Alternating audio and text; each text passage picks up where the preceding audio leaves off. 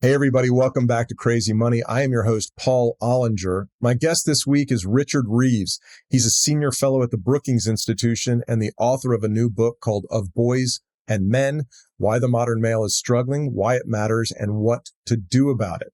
Why is this topic relevant to Crazy Money, you might ask? A podcast about money and happiness, work and meaning? Well, I'll tell you why, if you'll just be patient for a second. Because the connection between education, gainful employment, and life satisfaction is massive. And on these metrics, the modern male is not doing so well. Consider some of these data points. Boys are 50% more likely to fail classes in math, reading, and science than girls are. By high school, 2/3 of the students in the top 10% of the class, ranked by GPA, are girls, while about 2/3 of the students in the lowest 1/5 of the class are boys. And it matters. Education matters. 1 in 3 American men with only a high school diploma, that's 10 million men, are now out of the labor force. They're not unemployed. They are out of the labor force. They're not even counted in the unemployment numbers. And this matters because men without education and jobs do less well as husbands and fathers, and thus perpetuate this cycle for their children. Yes, especially for their sons. Perhaps worst of all, men make up 75% of those who die by deaths of despair. That is suicide or acute substance abuse. The net of it is when you lose hope in the future, you become increasingly volatile in the present. To quote U2's Bono in his song God Part 2 from Rattle and Hum, which I know you loved when it came out back in 1986 or so, you glorify the past when the future dries up. And folks, we've seen a lot of glorifying of the past in America over the last few years. You've probably read Richard's writing in the New York Times, The Guardian, The Atlantic, or The Wall Street Journal. His previous book, Dream Hoarders, which I highly recommend, and which he came on the show 3 years ago. Yes, July of 2019. He came on the show to discuss that book. It was named a Book of the Year by The Economist back then. I'm delighted to have him back on the show. Please enjoy this conversation with Richard Reeves. Richard Reeves, welcome back to Crazy Money. Thank you for having me back.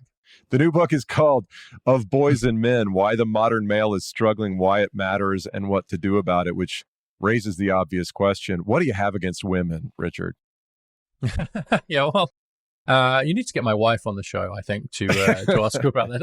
I did a thing at the American Enterprise Institute, and a friend of mine, Scott Winship, introduced it by saying, I've known Richard a long time. I didn't know how much he hated women. And that's, of course, the sort of question at the back of everyone's mind, which is, well, obviously, if you care about boys and men, that must mean you hate women and girls, right. So you have to. That's the choice, right? You've got to. You have to choose. You can't care about both. You can't think two thoughts at once. I'm glad to see finally men are getting a break in this country, Richard. Thank God you're performing this important service. Yeah, that's the right question. And again, it's back to this ability to think two thoughts at once is difficult. I tell you what I'll do is I'll report on the conversations I'm having with people that make me happiest, which are not, ones like this, which are very interesting and into the book and stuff. It's the people who said, yeah, I had a great conversation with my girlfriend or wife or sister about this. And she started off super skeptical. She was like, are you kidding me? And then we listened to the book together or we talked about it or whatever, and we had a really good conversation.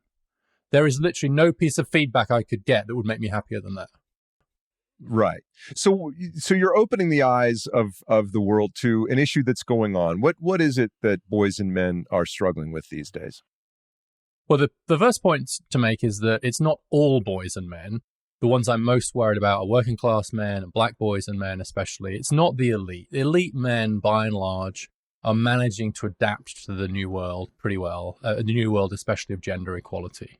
Equality is easier for the affluent, essentially, and men at the top are the only ones that have seen a pay rise in recent years, for example. But for a lot of men, in many cases, the majority on some of these fronts, there's real problems in education. So there's a bigger gender inequality in the US in education today than there was 50 years ago.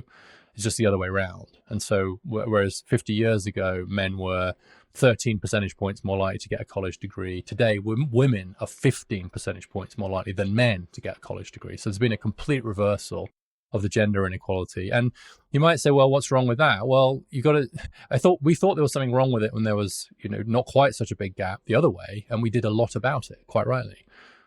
So we have to have a really interesting conversation about, well, why wouldn't we care if it ran the other way? Do we care about gender inequality? Yes or no? Or do we only care about gender inequalities that run in one direction? And then in the labor market, especially working class men have really been hit by a 1-2 punch of free trade and automation, such that among men with high school degree, 10 million are out of work. That's 1 in 3. And most American men today earn less than most American men did in 1979. And I do think that's a data point that's worth pausing on, right? When you're in a situation where, as a group, most American men are worse off economically than most were 40 years ago, that's a pretty striking economic fact. Of course, women's wages have risen across the board from a lower base. And one of the consequences of all of those things is just radically reshape family life, in some ways much for the better, because it's much more based on women's economic independence. But that has left a lot of fathers either benched or adrift or struggling to figure out what it means to be a father in this new world. And the result is that 1 in 5 fathers are essentially absent from their children's lives, not just from their homes, but from their lives, which is the thing I'm most worried about.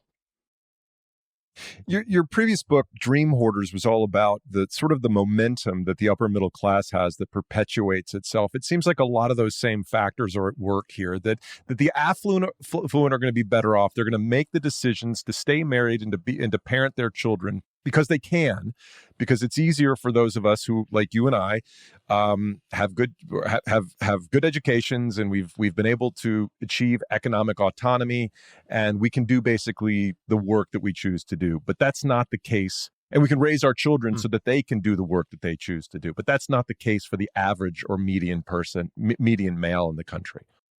Yeah, that's right. So the economic story there is clear, is that we are forming households with high-earning women, right? So you have high-earning men and high-earning women forming households. I would argue now largely for the purposes of co-parenting. Joint venture, JV parenting. I like the concept. Yeah, that's right. That's basically what I think that upper middle class marriage is basically a joint venture for raising kids together. And one little data point. You old romantic, you, Richard.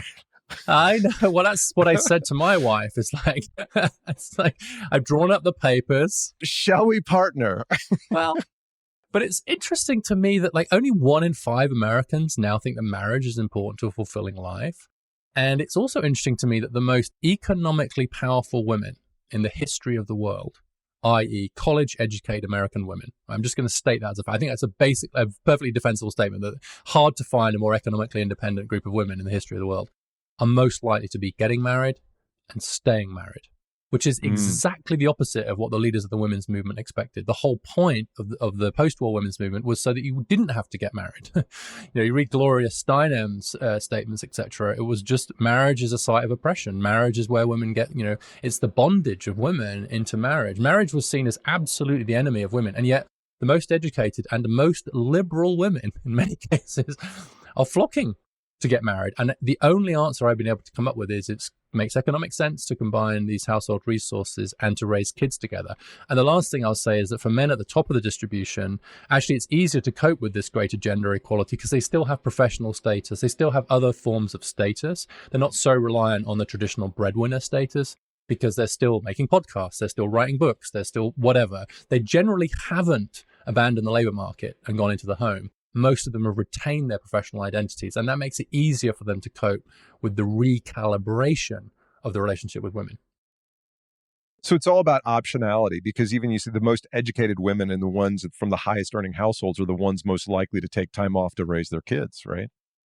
That's also true, but I think at this point you have to say that's a choice. It's a choice that's facilitated by the economic situation that they're in. And so the good data points there are the fact that 15 years after graduating with a Harvard MBA, most women with a Harvard MBA are either working part-time or not working because they've got kids at home. They have a Harvard MBA.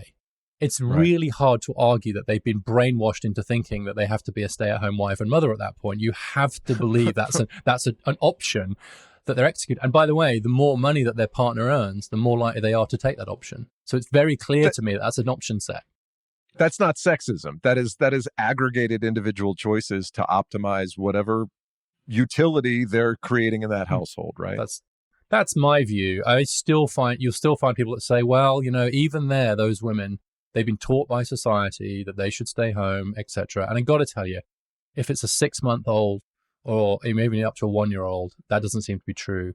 I think it's really a choice. And the other data point I'll give you is a paper by Corinne Lowe called Marriage as Collateral. And what it finds is that in states where wealth gets divided equally between husband and wife in the event of divorce, mums stay at home for longer, especially if they're highly educated. And so this idea that actually one of the things that women will stop a mum from staying at home is the fear that she's going to lose out on the wealth creation that's going on if they get divorced. And so it's super interesting. By comparison, in the States, she's able to show that actually if you offer the reassurance to women that they're not going to lose out in terms of their share of what's being generated, they stay home more. Again, that to me, that's quite strong evidence that we've got to say that for young children, this is a choice on the part of women, and a choice, by the way, that many working class women, and especially Black women, would love to have available to them, but they don't. They're working 3 jobs. They don't have time to. They're trying to survive. Thus perpetuating the same problems that we're dealing with already. Correct. Yeah. Just, the cycle turns. The only reason middle class families have seen any increase in pay is because of the rising earnings and employment of women. In most Black families, a mother is the main or sole breadwinner. And so it's a dramatic change in economic circumstances. But it allows me to say that actually a world of struggling men is unlikely to be one of flourishing women. Okay, I want to come back to the Black family because that is a uniquely challenging set of circumstances, right? But I want to talk first about the mixed messages that you say the world sends to boys and men these days. What is a guy supposed to be about in 2022? Yeah, well, most guys don't have a great answer to that question, which is, I think, an important place to start. Peggy Orenstein has a wonderful book called Boys and Sex, and she asked hundreds of young men, what's good about being male? And almost none of them could answer. I can pee outside. That's yes. None of them thought of that. That's a great answer. But yeah, they didn't come up with that. But a lot of them said, it's interesting. You hear a lot about what's wrong with guys, and you hear a lot about what not to do. And the experience that my sons had going through bit of social and emotional education or whatever at school, and they had one which was about dating and sex and so on. And I asked them, what was it about? And they said it was a long list of things not to do or say. Right. It was entirely negatively framed. It was entirely about don't do this, don't say that, don't do that. Exactly. It was all about don'ts, not do's. And so I do think there's this problem where if we don't offer some more positive messaging around masculinity, we're in trouble. We've torn up the old script for masculinity, largely for good reason, because it was based on breadwinner, provider, protector, all that stuff, right? But what's replaced it? We have replaced the feminine script with one which is about empowerment and independence. But what's the new one for men? And right now, it's difficult even to have that conversation without falling into the trap that we started with, which is like, oh, right, okay, you want to talk about masculinity, you must be a men's rights activist, tune you out. Well, what do you think it means to be a good man? I think it means expanding the idea of the provider. So I do think the idea that fathers really matter to their children is incredibly important. I think the fact that traditional marriage has been weakened for very good reasons by the rise of women's economic independence doesn't mean that fathers don't matter as much as they always have. In fact, in some ways, fathers matter even more for lower income families. So if a father isn't a breadwinner, good chance the family is poorer, his relationship with the kids is even more important then, because kids raised in poor families, and especially boys raised in poor families, benefit even more from active father involvement. And fathers are a bit different to mothers. We just talked about the very early years where there does seem, if anything, to be something of a preference on the part of women to be with kids in the very early years. But it looks as if dads actually really come into their own later on, like as kids get into their teens and through adolescence. As if anything, it looks like dads might have a competitive advantage during those years. Not that they don't have a role all the way through, but that actually they kick in teenage years. But it means I'm coming into my time now. My kids are 11 and 13. So there you go. I'm finally going to get my shot. You are. But the problem is, and here I think the feminists are right. The problem very, very often is that the roles between mothers and fathers get calcified in the early years, and they somehow predict what happens later. But my experience of this is like with the most educated liberal feminist women I know, they weren't generally pissed at their husbands for not doing as much of the childcare when the kid was 3 months old or 6 months old and they were still breastfeeding. They wanted him to be doing his share, whether that was economically or out in a house or whatever. What they're pissed about is that 10 years later, 12 years later, he still has no idea who the doctor is or where the kids are going for their play dates or whatever. She's pissed about the fact that like this early years difference is predictive of the next 20 years. You know, you're only 11, 13 years through. I'm 26 years into this journey. And I got to tell you, it takes quarter of a century at least to raise kids. So we can definitely do our share over the time period. And maybe men can do more in those adolescent years. So the idea I've got is that, you know, even if mums do tots, then dads should do teens and in roughly equal measure. So I got to tell you this anecdote. A year or two ago, my wife calls me one winter day and says, there's a snow warning. And here in Atlanta, you know, if there's any flurries, they shut the entire school down. Sure. So she goes, go pick Izzy up at school if you can. And so I went over there and I think I was the first parent in the vestibule. And then probably 4 or 5 moms come in and we're sitting there kind of like talking to the receptionist. And then another dad walks in and he goes, I'm here for Sally Ann or whatever the name was. And the receptionist says to the dad, what's her teacher's name? And in front of all these other moms, the guy just goes, he had no idea. And I was like, thank God that wasn't me, that he didn't know the teacher's name. He probably also froze. And look, we're all in a transition period. And I can't remember who was that said this. It might have been Steinem or Mead or someone, but someone said that mothers know the names of their children's best friends and worst enemies. They know their greatest hopes and their darkest fears. And fathers are vaguely aware that there are smaller people in the house. And it's like, that is kind of true as an old stereotype. It's the kind of conversations that my wife has with the kids. It's like, I'm always very utilitarian. What'd you have for lunch today? And they'll be like, bread. I'm like, you had bread? Bread was what you had for lunch.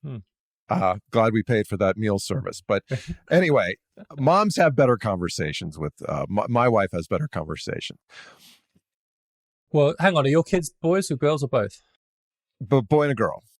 Yeah, well, I think it depends. You see, that's not true. So I had this interesting conversation with my wife about communication styles. It is actually a great example of some of the sex differences. So my boys would come home from school, and if my wife was the one who was at home, she'd sit them down, she'd give them something to eat, because probably if they'd had anything, they'd had bread for lunch. And so she'd give them something with protein in it, and they'd sit there, and she'd sit opposite them at their breakfast bar. She'd sit directly facing them, and she'd say, "How was your day?" And they go, "Fine."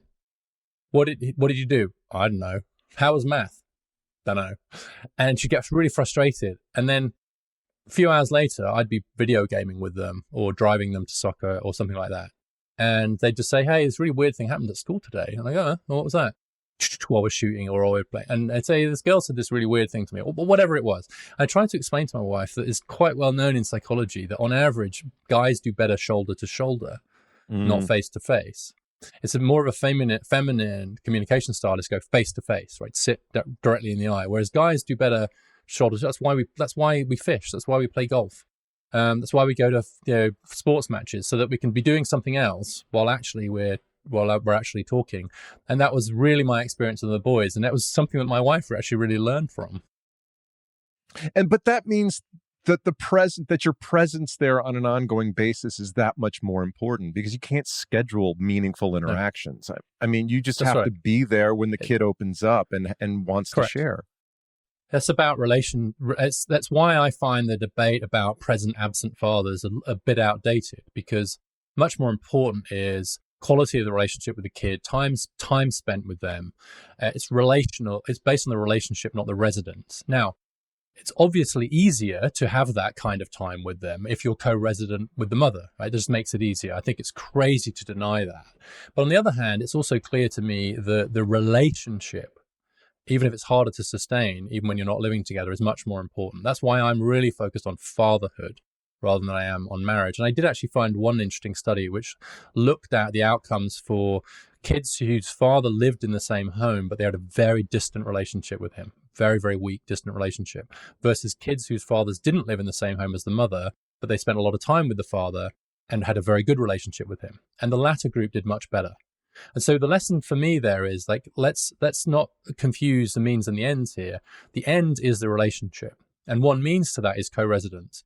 But if we lose sight of the fact that it's the relationship that matters, the danger is if the relationship between the parents dissolves, the father gets benched.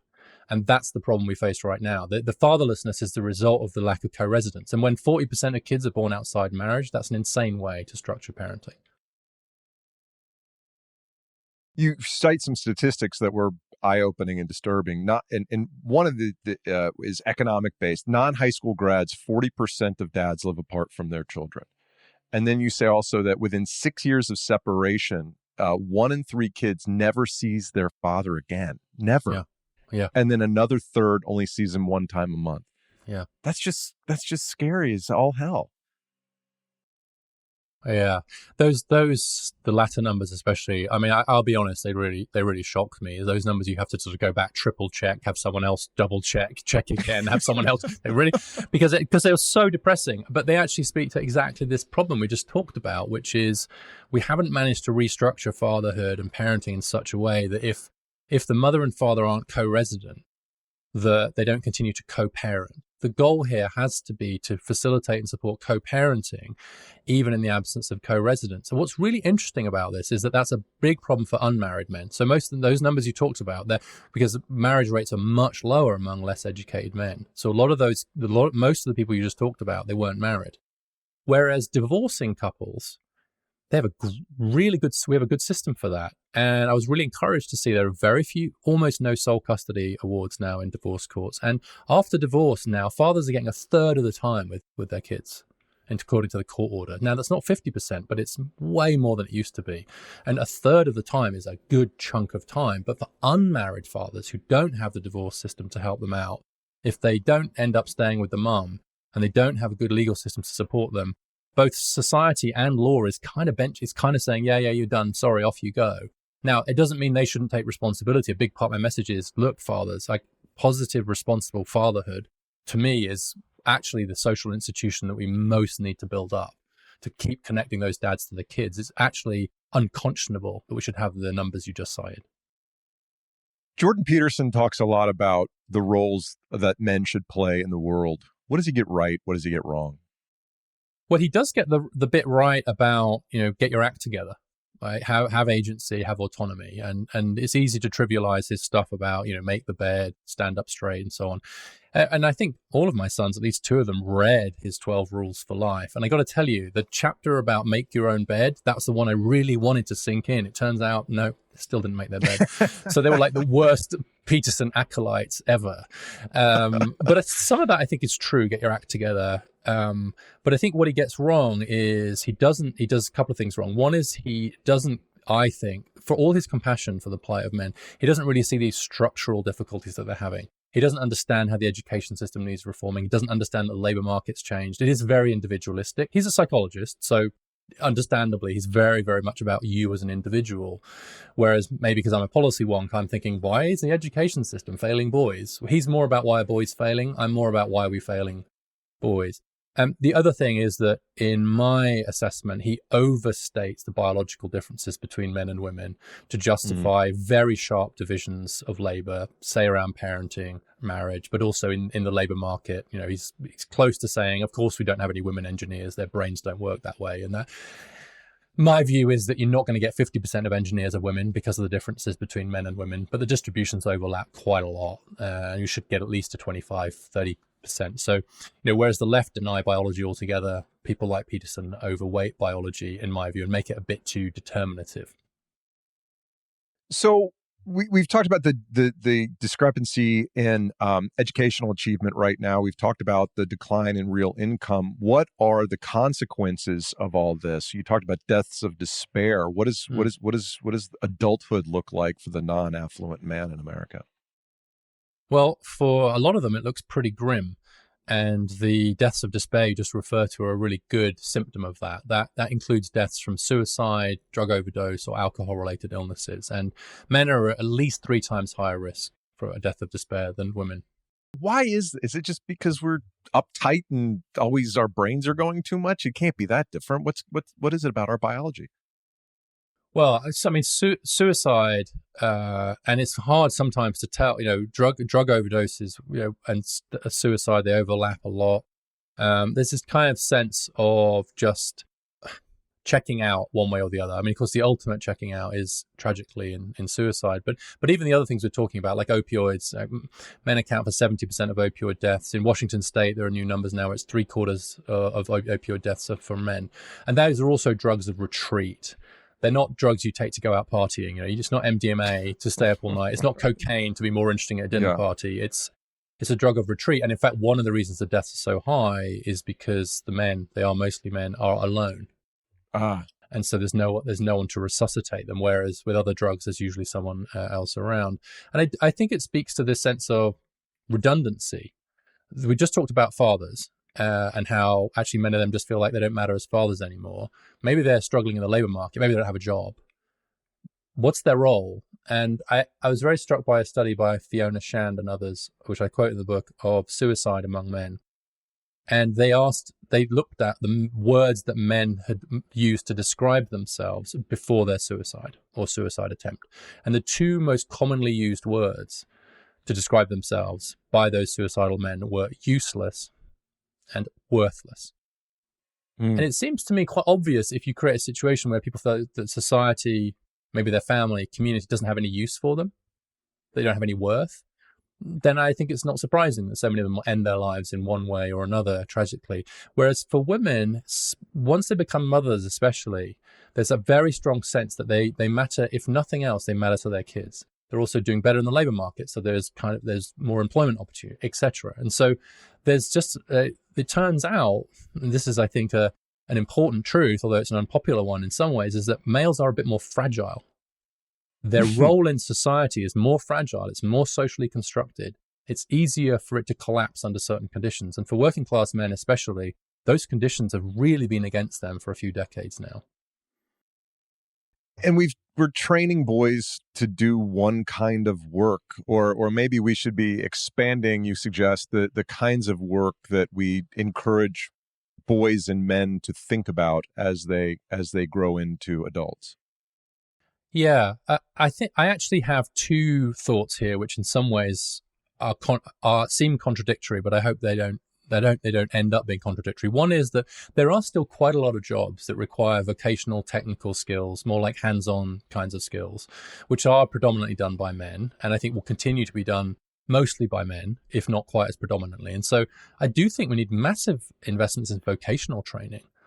Technical high schools, apprenticeships, all of which massively favor men overall into those jobs, into those sorts of jobs. So we do need that. And then the other half of it is the bit maybe we'll come to. But I'd start by saying, I don't want to be misinterpreted as saying there aren't still lots of these vocational jobs, HVAC engineers, etc. But our high school education system does a terrible job of promoting and encouraging those sorts of skills. And so one of my proposals is to double the number of technical high schools. Because it's either college or nothing, right? Yeah, that's right. And that it turns out that the college or nothing message is bad for, I mean, we talked about this before when we talked about my last book, but it's bad for class reasons because obviously upper middle class parents get that and they get their kids ready for college and clean up in the college going game. It's also bad it's really bad for gender reasons because actually everything else equal, college doesn't work as well for men as it does for women. Right. And so you need alternatives for working class kids and especially for men in the form of high quality vocational education. And so I think there are all kinds of reasons to worry about the horrible way that the US treats vocational training. And one of them is gender. And to give a really sharp example, there's a live discussion now about canceling college debt, which has been described as a gender justice issue because 2/3 of college debt is held by women because women go to college much more than men. And let's leave aside an argument about the rights and wrongs of that policy. It's striking, meanwhile, that the apprenticeship bill, which for $1.5 billion, which is 0.1% of the cost of cancelling student debt, I think, you could create 1 million more apprenticeships, most of which would go to men. But it has been in the Senate, stalled in the Senate for a year. And there's all kinds of reasons for it. But one is that actually it's seen as a problem that most apprenticeships go to men. Whereas I don't see it as a problem anymore. I see that as a feature because the mainstream education system is not doing a great job by our boys and men. So let's have more apprenticeships and technical high schools. And then there is this whole other side, which is, yes, we also need to help men get into the professions that are currently coded as female, like health, education, and so on. I think you did mention Meet the Fockers in this book, right? I didn't imagine that. I don't think any Brookings Press book is complete without a reference to Meet the Fockers, honestly. I try and slip it in every book. Yeah, because when was the last time you heard someone say female lawyer or female doctor? I hope it's been a while. My daughter is watching She-Hulk Attorney at Law, which is a new show on, it's a reboot of the Hulk franchise. Yes. I'm aware of it, and I probably will watch it. I'm not ashamed to say. But the truth, of course, is that 50% of lawyers now are women. Every law review at the top law firms last year was edited by a woman. It's just like that was a profession that was just another good example. I think I have this in there. I borrowed this from Claudia Golden. When Perry Mason was originally aired, I think fewer than 5% of undergraduates in of law students were female. When the reboot came out, which is excellent. I don't know if you've seen it. Have you seen the rebooted Perry Mason? I don't think I have, no. Oh, it's very good. Yeah, it has one of my favorite Welsh actors in it. But it's 50%. And so it's like the world where law was a male profession has gone. Meanwhile, this is where Meet the Fockers comes in. The idea of a male nurse. Of course, everyone says male nurse, right? Because it's still only 1 in 10 nurses are men. It's barely gone up. And there are other professions where you've seen a declining share of men in those professions, in what I call these heel jobs: health, education, administration, literacy. And some of the changes are actually honestly, psychology is one that's just shocked me. That just the last few decades gone from parity to, a female profession in just, very, very short period of time. What are the numbers in psychology? So in 1980, actually slightly more than half of psychologists were male. So it was pretty close to parity in 1980. It's in the last decade, the share of men has dropped from 39% to 29%. And among psychologists under the age of 30, only 5% are male. And how about teachers? Because those numbers are stark as well.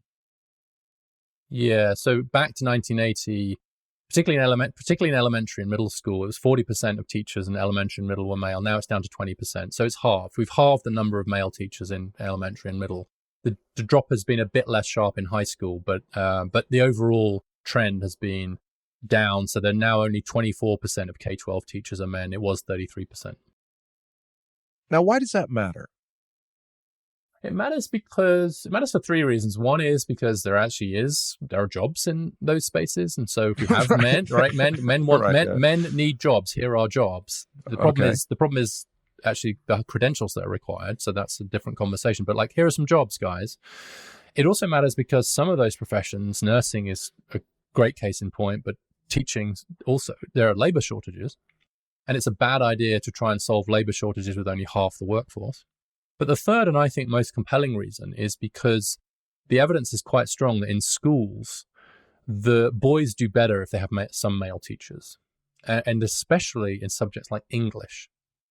And English is a really great example and it doesn't affect girls' performance in English. And the girls in the typical school district now, girls are almost a grade level ahead in English, and they've caught up in math. So there's pretty good evidence that having a female teacher helps girls in STEM subjects. Maybe because it goes against the grain a bit, either stereotypically or to some extent naturally. There's equally good evidence, in my view, that having male teachers really helps in English. I know it helped me. I had a male English teacher in high school, and he taught us metaphysical poetry, Andrew Marvell, John Donne, To a Coy Mistress. And he'd have us really, you try teaching a bunch of 16-year-old working class boys to love John Donne, John Donne's love poetry. It really helped that Mr. Wyatt was a guy, and B, a Korean War veteran. And he would be moved to tears by some of these poems. And so there's no question that it helped me see literacy and English as something that was okay for guys to like and be into. But the social science supports that N of 1 too. And yet we have fewer and fewer male teachers. And here's the kicker. The subject they're least likely to teach is English. So in the very subject where we could most benefit from male teachers is where we have the fewest. So I'm all for scholarships for men to teach English in our high schools, just for men. Just as we have female scholarships to teach STEM or go on to do STEM. Like, we need male-only subsidies and male-only scholarships if we're going to get more men into these professions. Let's talk about the unique dynamics of the Black family in America. Black women are doing better. Black men are not. What's happening? Where intersectionality comes into play with gender and race, it's uniquely important in a Black family. Yeah, hugely important. And it just in terms of understanding the complexity, like we've talked about the growing class gap, but also this race gap. And a data point here just on the specifics of the labor market is that white women have seen this really rapid earnings growth. Black women from a much lower base, not quite as big a growth, and black men almost none. And so whereas in 1979, black men earned a bit more than white women, today, white women earn much more than black men. For every dollar earned by a white woman, a black man earns 84 cents, which is about the same as the gender pay gap that you hear so much about, right? And so when you hear someone say, oh, what about the gender pay gap? Always think, yeah, what about race? Also, what about class? Black men have basically their wages have basically barely grown in the last few decades. Educationally, basically always, like at the bottom of whichever table you look at, black boys and black men, the education system systematically failing. Black families generally, but black boys in particular. And so all of these gaps we've talked about, including in education, much wider for blacks. So for every two college degrees going to black women, there's only one going to black men.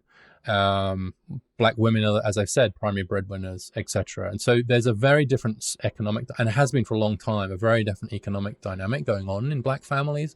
And what that means is that actually some of the broader issues that I think broader society is dealing with now, which is like a world where women are the main breadwinner as the norm, are ones that have been true in the black community for a very long time. And interestingly, black fathers are more involved with their kids' lives if they're not in the house than other fathers of other races. And I think that's because so many black fathers are not in the same home because it's now the norm to not have marriage as the primary institution. It means that black fathers are kind of reinventing fatherhood somewhat along the lines that I think we all need to reinvent fatherhood, which is not to make it synonymous with co-residence with the mother. And I'm not suggesting that there are good reasons behind that adaptation, because the black family has been under such stress from racism for so long. But it does actually give us some reasons to hope that there are different ways to be a father, and that black men are to some extent moving that debate forward. But I would tell you that the overall picture is of black families under massive stress, and black women in particular basically having to carry a huge burden, in part because of the way in which our education system, criminal justice system, and labor market is spectacularly failing black men. One of the issues you raise is that boys develop more slowly than girls do. And you recommend a delay in start for school. Now, when my son was in preschool, he's a late birthday or an early birthday for his year. So we held him back for an extra year of preschool. And I thought, now in general, I don't love this trend in America, but I want to do what's best for my son. But basically what you're saying is that this trend is actually a good trend if you can afford it, if you can swing it to start your boy later in school. That was the most poorly worded question ever. No, I get it. It's good to start boys in the boys take longer to develop, and they should get to school later. Is that correct? Yeah, that's right. So I got it out.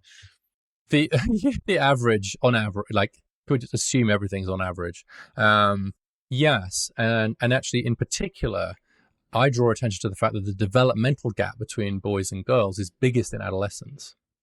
It's there in preschool for sure, but a lot of the debate is like, is he ready to start school? But another question is, what about 10 years later?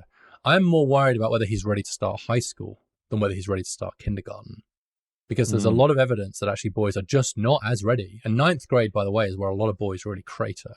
Certainly that was the experience with actually most of my kids, but like one of them I never forget trying to explain to him what the A in GPA stood for, as he tried to figure out why his GPA was still so low when he got a 1.7 in his freshman year of high school. I said, well, look, it's an average. Like, here's how averages work, right? It's like, so if you get 1.7, maybe it's a math issue. Like, yeah, no, absolutely. Math was not his strongest subject, as this would suggest. He knows all about John Donne, but yeah, he's a beautiful writer. But yeah, once he figured, I said, oh yeah. So I said, like, you know how I was telling you that it was not a good idea to just create a ninth grade.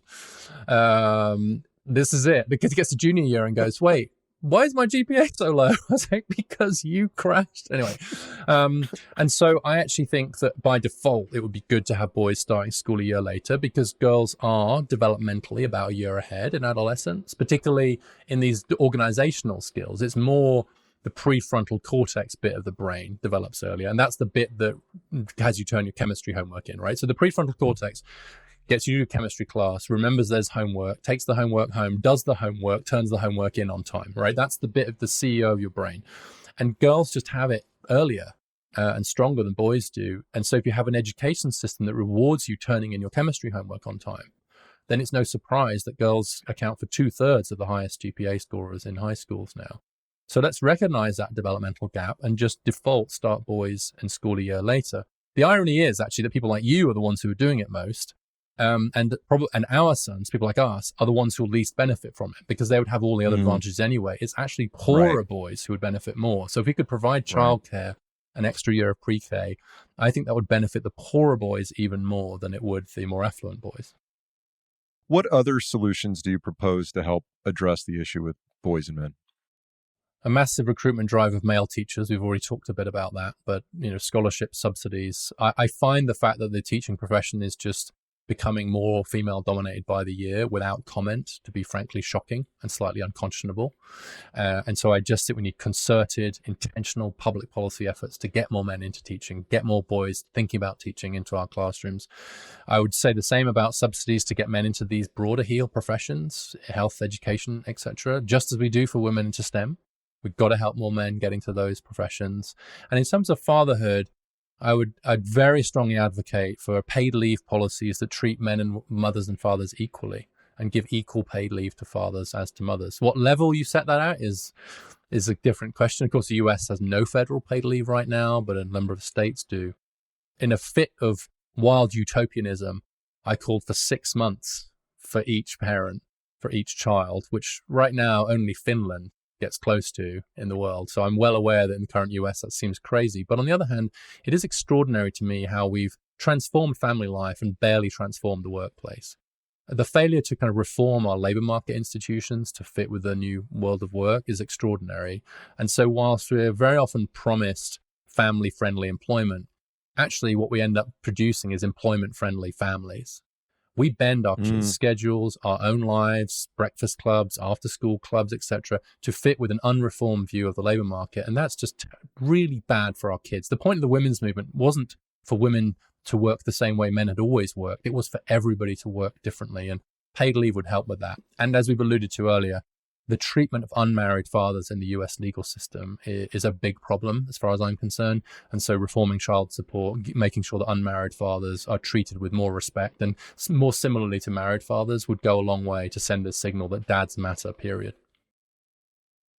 What about that 40-year-old who feels useless? Well, if he has kids, and of course not all of them do, he's not useless. By definition, if you are a father, you are incredibly useful and you're incredibly needed. I think it's a human universal that we all need to feel needed. If you have kids, you're needed. But maybe even if you don't have your own kids, maybe you have nephews, maybe there are boys in your life, in your extended family who can help from you. And if not in your own family, in your community. It's really striking to me how we just don't see that many men stepping into these new roles and getting status from them in the community, in churches, in scout groups, in community groups, boys and girls clubs, whatever it is. But the main message I would say is to a 40-year-old man is there are boys out there, either your own or in your family or in your community, who need you. There is this real fatherlessness, this malelessness in many of our communities. And I think that you have a huge opportunity, but also a responsibility as a man in modern society to help fill that gap and help these boys to recognize what it means to become a man. That's a great place to leave it. Richard Reeves, the book is called Of Boys and Men, Why the Modern Male is Struggling, Why It Matters, and What to Do About It. I read it. It's highly thought-provoking, and I highly recommend it. Richard, where can our listeners find out more about you? Well, thank you for having me on. I love our conversations. Richard V. Reeves. The V is important. That's my website address, richardvreeves.com. It's a Welsh name, Vaughan, for those who care to know what it is. I have a new Substack called Of Boys and Men, and I'm on Twitter at Richard V. Reeves. We'll put links to that in the show notes. Great to talk to you again. Thanks for doing it. You too. Thanks for having me on. Hey, everybody, if you like what we're up to here at Crazy Money, do us and yourself a favor by following the show on your favorite podcast app and subscribing to our YouTube channel. Also, click the link in the show notes to subscribe to my new Substack, where you'll get bi-weekly thoughts on the role of money in our world and in our lives directly to your email inbox. Thanks for sticking around. We will see you next week.